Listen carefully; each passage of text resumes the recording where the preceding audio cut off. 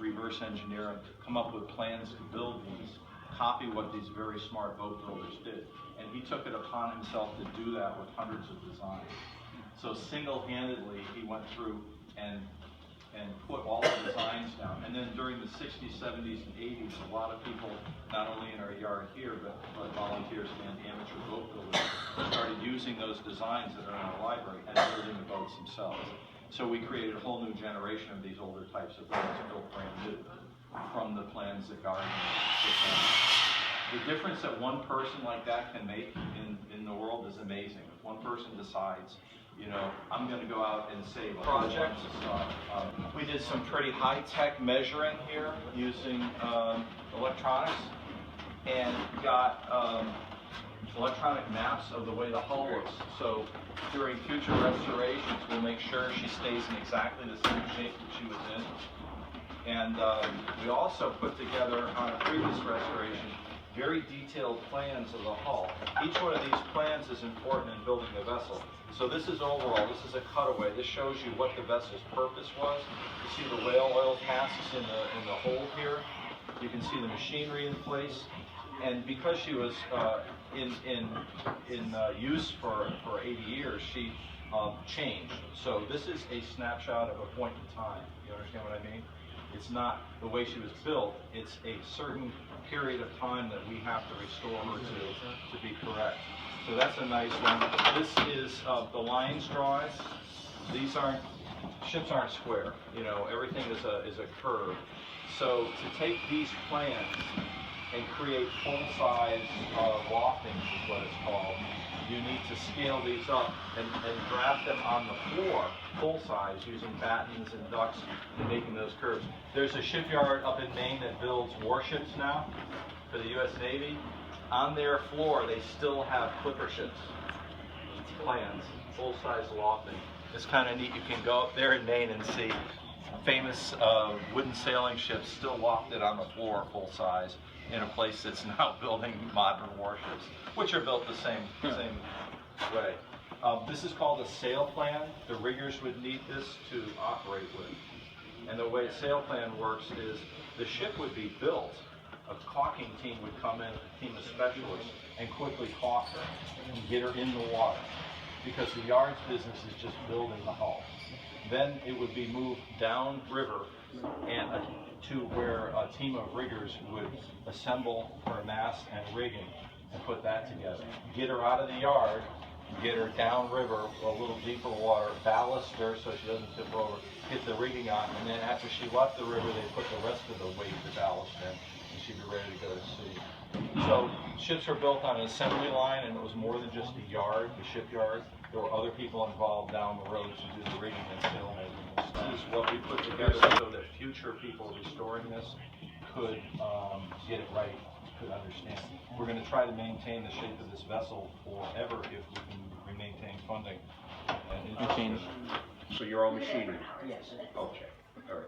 Just so you'll know, if any of you ever becomes a tool and die maker, which is a vanishing breed because of computers and CAD/CAM and so on, I will give you the utmost of respect. I think those are just the greatest machines going. I'm envious, jealous of what they can do. So let's start with a little bit of history, if I may. Mystic, Connecticut, little sleepy village down here, back in the 1800s, 6.5 miles of river. It's actually an estuary. It's a drowned coastline, so the waters come in the valley. And there were 17 shipyards, 6.5 miles of river. A lot of boats being built. Law: any commercial vessel of 2 tons burden or more had to have its name on it, and paint in those days was nothing like paint today. Paint wore off very quickly, so it was better to get a carved sign. Well, when you got 17 shipyards churning out schooners and so on, very, very few pleasure boats. That wasn't what was done in those days. That sign for the clipper ship David Crockett, which was built right here in Mystic, matter of fact, on this property, that would take 3 weeks for someone to carve. Remember, it's all by hand, there's no machinery. We carve here exactly the same way. We make our own projects, or we make projects for the Seaport signs and stuff like that. And on a vessel, just to give you an idea, there's a name on the stern. on either side of the bow, which is the front. Underneath the name is going to be the Port of Hale, where it's registered, New York, New York, for the Crockett. And probably the owner of the vessel is pretty proud of its being an American vessel, so he's got one of these guys on the stern, one of those eagles. And that shows the nationality, and it's obviously pretty decorative.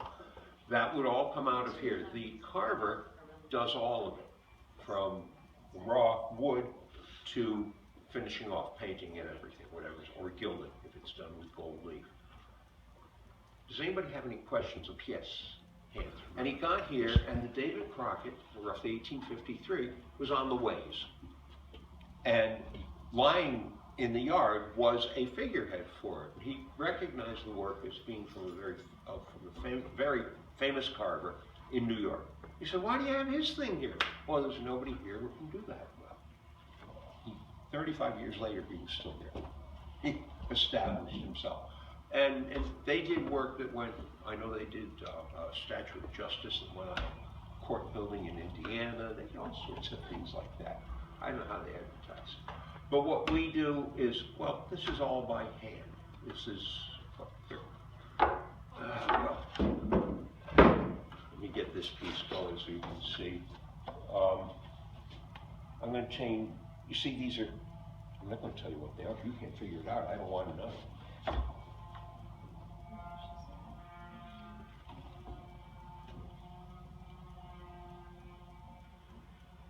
Yes.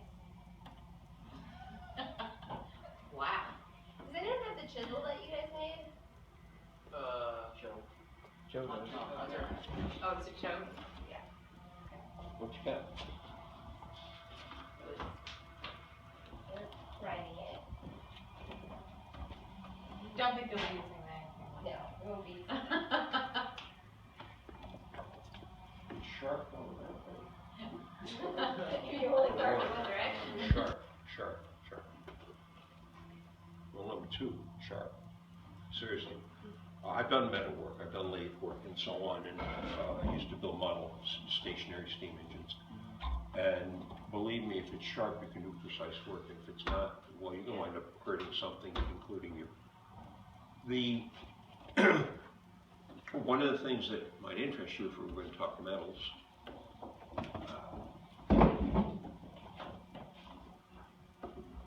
P.S. guys, I talk sharp. See these blades? These blades from here to here, I bought used from a guy in June of 2014. We sharpened them within a few weeks, right in this shop. I have not sharpened them since. This one, I happen to like, it's my favorite. Just got a really shave. I can shave the hair off my arm with the skin. Gross, huh? Yeah. But that's not been sharpened since. I strop it on this leather every time I use it. As a matter of fact, I strop them when I pick them up. And that realigns the molecules, really and truly, so I don't grind any off. That's what sharpening does. But the other thing that we ought to think about is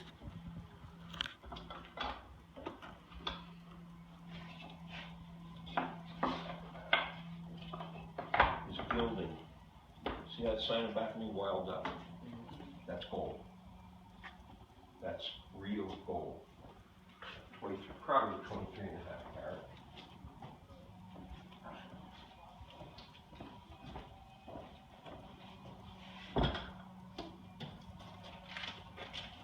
I mean, you guys have eaten scallops.